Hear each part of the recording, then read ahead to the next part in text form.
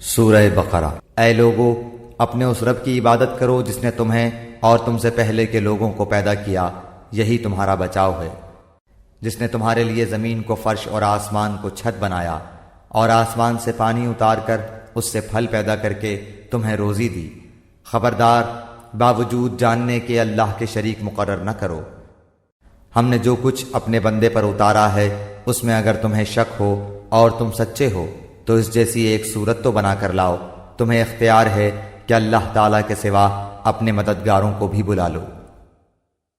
پس اگر تم نے نہ کیا اور تم ہرگز نہیں کر سکتے تو اسے سچا مان کر اس آگ سے بچو جس کا ایندھن انسان اور پتھر ہیں، جو کافروں کے لیے تیار کی گئی ہے۔ اور ایمان والوں اور نیک عمل کرنے والوں کو ان جنتوں کی خوشخبریاں دو جن کے نیچے نہریں بہہ رہی ہیں، جب کبھی وہ پھلوں کا رزق دیے جائیں گے، اور ہم شکل لائے جائیں گے تو کہیں گے یہ وہی ہے جو ہم اس سے پہلے دیے گئے تھے، اور ان کے لیے بیویاں ہیں صاف ستھری، اور وہ ان جنتوں میں ہمیشہ رہنے والے ہیں۔ یقیناً اللہ تعالیٰ کسی مثال کے بیان کرنے سے نہیں شرماتا، خواہ مچھر کی ہو یا اس سے بھی ہلکی چیز کی۔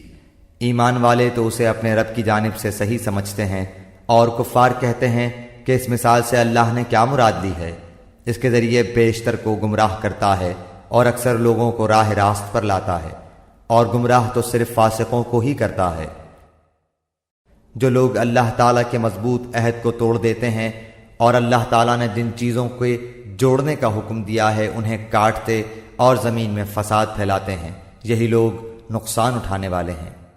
تم اللہ کے ساتھ کیسے کفر کرتے ہو حالانکہ تم مردہ تھے، اس نے تمہیں زندہ کیا، پھر تمہیں مار ڈالے گا، پھر زندہ کرے گا، پھر اسی کی طرف لوٹائے جاؤ گے۔